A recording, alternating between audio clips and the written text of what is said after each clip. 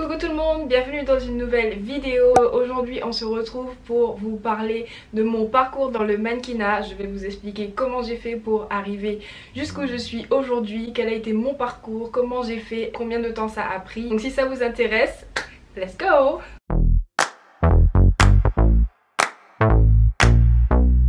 Comment tu as commencé le mannequinat? En fait, déjà, ça a été un rêve depuis que j'ai 14 ans. J'arrêtais pas de regarder tous les défilés. Dès qu'il y avait la Fashion Week, je regardais. J'étais passionnée par les magazines. Je rêvais de faire la couverture des magazines. Je rêvais de défiler, de faire des photoshoots. J'aimais trop regarder les défilés sur... à l'époque, c'était sur Paris Première. Je regardais tout le temps. Voilà, depuis que je suis petite, je rêve de devenir mannequin. Et je me suis toujours dit, plus tard, je serai mannequin. C'était mon discours, genre vraiment, si vous demandez aux gens qui me connaissent depuis le collège, ils vous diront que je disais toujours que je voulais être mannequin parce que vraiment ça, je sais pas. C'est comme si je le sentais au fond de moi que j'allais devenir mannequin en fait. Faut savoir que moi je viens de la Martinique. En fait je suis née en Guadeloupe mais j'habite en Martinique depuis que j'ai 14 ans. Et ensuite à 14 ans ma mère a décidé de déménager en Martinique parce qu'elle est martiniquaise. Donc elle voulait rentrer au pays. On a déménagé en Martinique et de là j'avais toujours... voilà, ce rêve en tête de devenir mannequin. Sauf que quand on est en Martinique et quand on est... Enfin, moi j'étais super jeune, j'avais 14 ans. Je savais pas du tout comment faire pour entrer dans le milieu du mannequinat. Je savais pas du tout comment faire pour intégrer une agence. En plus on était en Martinique, c'est une petite île dans la Caraïbe. Enfin vraiment, j'avais 14 ans, je savais pas du tout comment faire en fait. Un jour, je me suis rendue au centre commercial. Et j'ai vu une fille qui, elle était en maillot de bain et du coup elle présentait les maillots de bain de magasin. Et moi j'étais tellement fascinée, je suis rentrée dans le magasin direct et j'ai demandé comment faire pour pareil, pour faire du mannequinat pour la marque et tout, est-ce que je peux faire la même chose. Et du coup ils m'ont rappelé quelques jours après, j'étais trop contente dans le centre commercial, j'étais en maillot de bain, pareil je présentais les maillots de bain. Et après ça, de fil en aiguille, j'essayais de travailler avec les photographes locaux en Martinique, j'essayais de me faire mon book toute seule, donc je contactais les photographes comme je pouvais sur Facebook, j'essayais de contacter les maquilleuses aussi parce qu'en fait en Martinique c'est vraiment, comme c'est local, il faut que tu travailles avec les gens du milieu on va dire, donc il faut que tu travailles avec les maquilleurs, il faut que tu contactes les photographes et c'est comme ça que tu rentres un peu dans les circuits on va dire de la mode locale. Et de fil en aiguille j'ai commencé à faire des petits jobs par-ci par-là, des petits shootings par-ci par-là et je commençais à avoir des petites photos, on faisait des projets avec mes maquilleuses, c'était juste génial de travailler avec elles, c'était une belle époque. Et ensuite quand j'ai eu 18 ans, en fait je voulais tellement devenir mannequin et je savais tellement pas comment faire.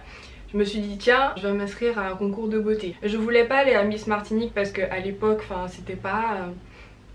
Je savais que j'avais pas mes chances, je savais très bien qu'une noire n'allait jamais gagner Miss France. À l'époque c'était pas très... Je sais pas, je trouvais que c'était pas très démocratisé de gagner Miss France quand t'étais noire. Donc en plus il y avait Alain Delon dans le jury de Miss France et je savais très bien que... j'étais persuadée que ça n'allait pas passer parce que j'avais entendu des histoires de racisme. Je me suis dit bon, Geneviève de Fontenay vient de créer son concours Miss Prestige National, elle était en guerre avec Sylvie Tellier à l'époque. Donc moi j'étais en mode ouais, j'aime trop Geneviève de Fontenay, je vais me présenter à son concours, ça va être trop bien. Vraiment j'étais trop contente de pouvoir participer à son concours. L'élection en Martinique était vraiment super mignonne, j'aimais bien les tableaux, j'aimais bien comment ils habillaient les filles, j'aimais bien leur présentation, leurs photos. Donc je me suis dit voilà, Miss Prestige c'est plus classe que Miss France. Voilà, j'étais trop saucée pour Miss Prestige en fait.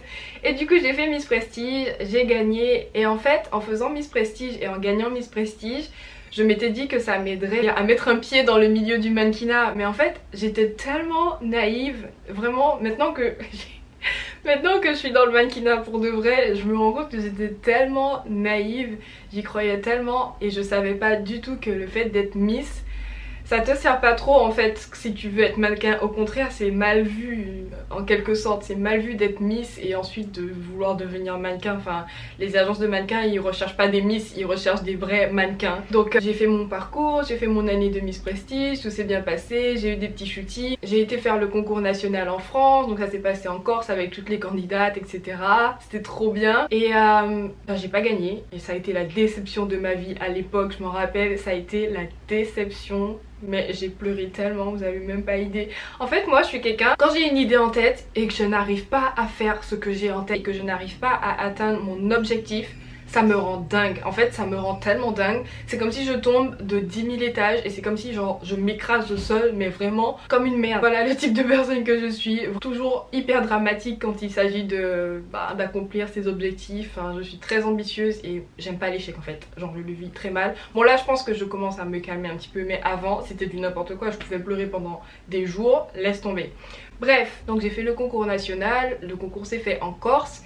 Et ensuite on est parti à Paris pour l'élection nationale au Lido. À l'époque il y avait une équipe d'M6 qui tournait un reportage sur Miss Prestige. Et il m'aimait bien, du coup il restait tout le temps avec moi. Oh.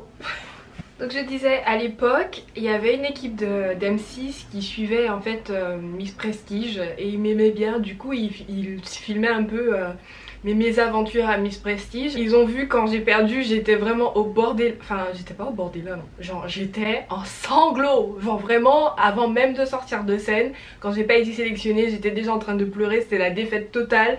J'avais trop honte, j'étais me cacher direct dans les toilettes. Genre je voulais que personne me filme, c'était du n'importe quoi. Laisse tomber, j'étais trop désespérée. Et du coup... C'est trop drôle, vraiment j'étais tellement triste, c'est trop nul. Vu que j'avais perdu Miss Prestige et que l'équipe d'M6 me suivait, c'était un peu en mode ils croyaient en moi en fait. Et maintenant que je perds, c'est la défaite, c'est pas le happy ending qu'ils espéraient. Il y avait un créateur qui était dans les backstage, Jean Doucet, et il a vu que j'étais en train de pleurer et tout, et il a vu qu'il y avait l'équipe de M6 qui me filmait ma réaction et tout. Et au bout d'un moment on a commencé à faire des présentations. Oui, il se présente, il est Jean Doucet. Moi je suis Aurélie, la petite fille qui a perdu Miss Prestige, j'aimerais trop être mannequin, blablabla. De là il me dit oui, qu'il serait ravi de me prendre pour participer à son défilé qu'il organise dans quelques jours. Moi ça m'a grave remonté le moral, d'un coup j'étais super contente. Genre vraiment c'était un peu mon prix de consolation, j'étais trop contente parce qu'en vrai je voulais juste être mannequin. Donc le fait qu'il me propose de défiler, je me disais ouais ça y est, j'ai été repérée par quelqu'un, je vais enfin défiler. Quelques jours après, je fais mon premier défilé à Paris pour Jean Doucet. Je n'avais pas d'agence, je n'avais rien en fait. Je n'avais rien, j'étais en total freelance, roue libre. Je me suis dit ouais, je vais être repérée grâce à ce défilé là, tout le monde va enfin pouvoir me connaître, je vais enfin trouver une agence. Au final ça s'est pas vraiment passé comme ça. Je suis rentrée en Martinique, j'ai passé mon bac, j'ai eu mon bac mention bien. Oui, malgré le fait que j'ai raté un mois, j'ai quand même eu mon bac avec mention bien, donc je suis trop fière de moi. Je continue en fait à travailler avec les maquilleurs, les photographes, les stylistes locaux. Et à un moment je fais un défilé pour un styliste qui s'appelle Kevin O'Brien en Martinique. Et il travaille avec le photographe Yvan Simadur. Donc je fais le défilé, super défilé, je kiffe. Kevin O'Brien il est super sympa, j'aime trop ce qu'il fait. Il est assez connu dans le milieu de la mode locale en Martinique et en Guadeloupe. Donc voilà, je suis trop contente de défiler pour lui, c'est vraiment une fierté. Peut-être 2 ou 3 semaines après, je reçois un message sur Facebook de Kevin O'Brien qui me dit Aurélie, Dwight Peter de Saint International veut te voir, il faut que tu partes en Jamaïque. Moi je suis en mode non, c'est qui ce Dwight Peter? C'est qui Saint International? C'est quoi ce délire? Genre vraiment c'est quoi ce délire? Et là je commence à paniquer. Je cherche tout de suite sur Google c'est quoi Saint International? Je savais même pas c'était quoi Saint International. Dwight Peter c'est qui? J'en sais rien du tout. Je cherche et là je tombe sur la page internet de Saint International. Et je vois c'est une agence de mannequins en Jamaïque avec des mannequins de ouf qui travaille à l'international. Genre vraiment Dwight Peter en fait c'est un agent et il a une agence en Jamaïque et il veut me voir. Moi je suis vraiment genre surexcitée, vous n'avez même pas idée, genre j'en pouvais plus. Il me dit oui il faut que tu ailles le rencontrer en Jamaïque, il veut te voir, il veut que tu participes à son concours Caribbean of the Fashion Face en Jamaïque. Il m'a dit ça peut-être en décembre et son concours était en mai. Les gars j'ai bossé tellement.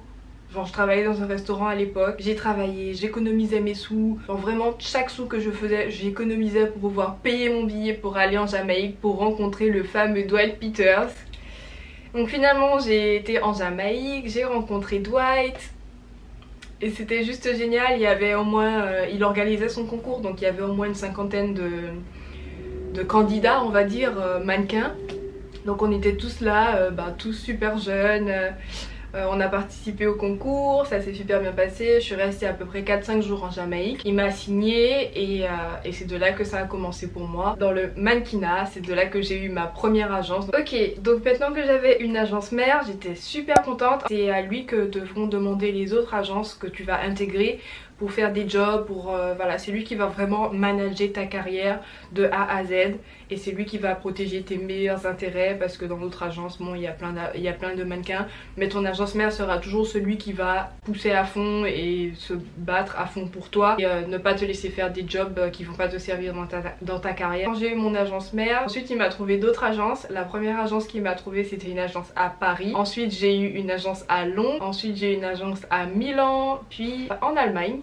Donc voilà toutes les agences que j'ai en ce moment. Je n'ai pas encore d'agence à New York mais je travaille en Europe. Voilà, je suis française donc c'est plus pratique pour moi de travailler en Europe puisque j'ai pas besoin de visa.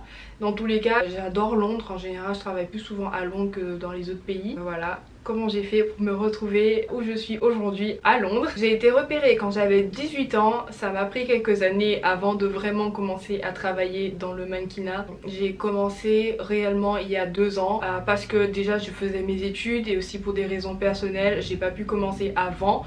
Je me rends compte que c'est pas plus mal parce que quand j'avais 18 ans, j'étais tellement naïve. Je connaissais tellement pas le milieu, je m'y connaissais toujours pas, je savais toujours pas. Et puis j'avais peur, j'étais encore toute jeune, j'étais timide. Je pense que j'aurais eu du mal à leur parler si jamais il y avait eu un problème. J'avais trop peur de dire à mes agents parce que de peur qu'ils me prennent pour une diva. J'avais pas encore assez de maturité pour pouvoir dire non, pour pouvoir comme on dit en anglais, stand for yourself. Voilà, tous les gens du milieu du mannequinat, des agences et tout, au début quand j'ai été repérée, ce sont des gens qui m'impressionnaient énormément. J'osais pas leur dire non, j'osais pas aller dans le sens inverse, j'osais pas contredire ce qu'ils me disaient parce qu'ils étaient les professionnels. Et en fait je voulais pas être taxée de fille difficile avec qui on n'a pas envie de bosser. Alors qu'en vrai c'est du n'importe quoi. Genre vraiment j'étais tellement naïve, c'est ouf. Bref, maintenant c'est plus le cas. Maintenant dès qu'il y a un problème je le dis, je le fais savoir parce que personne ne va protéger vos intérêts mieux que vous-même en fait. Si jamais vous travaillez trop, personne ne va dire ouais elle travaille trop, il faut qu'elle travaille moins. C'est vous, c'est à vous de dire comment vous vous sentez parce que les agents eux ils veulent faire de l'argent. Donc en fait si vous dites pas oui je suis fatiguée, il me faut 2 jours de pause, bah vous pouvez travailler tous les jours comme ça pendant 3 mois hein. Ça y a pas de souci. Mais au bout d'un moment il faut vraiment parler avec ces agents, mais il faut savoir le dire voilà d'une façon cordiale, assez courtoise, de dire voilà je suis fatiguée, vous m'avez booké sur beaucoup de jobs. Là je suis épuisée, je n'ai pas de temps pour moi, il me faut 2 jours de repos, est-ce que ça vous dérangerait pas de juste me mettre 2 jours off? Voilà, juste voilà, bien formuler, gentiment, parler à ces agents, communiquer. Parce qu'en fait personne ne va deviner pour vous en fait. Personne ne va deviner que make-up artist vous a maltraité sur un job ou qu'un coiffeur vous a tiré les cheveux sur un job. Personne ne va deviner ce qui se passe pour vous en fait. Donc il faut vraiment parler à ses agents. Tout ça pour dire que je suis bien contente d'avoir commencé quand j'avais 22 ans. Quand j'ai commencé j'étais toujours étudiante donc je faisais le mannequinat et mes études à côté, donc j'étais déjà en licence 3 de droit. L'année d'après comme je commençais à avoir de plus en plus de jobs, j'ai décidé de faire mon master 1 à distance. Donc j'ai fait mon master 1 à distance, je faisais le mannequinat en même temps, je voyageais, j'étais à Londres, je voyageais de temps en temps, je rentrais en Martinique, etc. etc. Ça a été l'année la plus stressante de ma vie, juste faire le mannequinat et les études en même temps à distance. C'était le stress pas possible, genre vraiment, je sais même pas comment j'ai fait pour faire ça. Je pense que tôt ou tard vous finirez par connaître tout sur moi et vous comprendrez que je suis quelqu'un qui est très acharné, qui est très motivé et quand je me mets des objectifs en tête, je fais tout pour les réaliser. Une fois que je me suis dit j'allais faire mon master 1 à distance, bah t'as pas le choix en fait. Tu fais ton master 1 et il faut pas que tu le rates parce que tu repasses pas une année à galérer et à stresser et à faire des jobs et puis travailler en même temps et aller à la bibliothèque et puis stresser pour aller aux examens et tout. Tu refais pas ça une deuxième fois, c'est mort. Donc voilà, j'ai eu mon master 1 et après le master 1 je me suis dit bon là je commence vraiment à avoir des jobs assez régulièrement. Ça commence à être difficile de pouvoir concilier le mannequinat et les études. Donc maintenant j'ai assez d'argent pour pouvoir m'en sortir sans la bourse. J'ai quand même un master 1 donc ça suffit largement si jamais je veux trouver un petit travail vite fait. Et je peux toujours reprendre mes études après. Il faut dire voilà là c'est quand même le bon moment, je peux me permettre d'arrêter. J'ai quand même un diplôme, j'ai quand même un master 1, c'est pas mal, 4 ans de droit. là je peux souffler un petit peu et me consacrer à ma vraie passion dans la vie qui est le mannequinat. Donc ça va faire 2 ans et demi, bientôt 3 ans que je suis mannequin à temps plein. Je suis trop contente, je vois mon évolution d'année en année, j'adore mon job. C'est un rêve, en fait c'est un rêve qui est devenu réalité et je suis tellement heureuse de pouvoir vivre de ma passion, c'est juste énorme.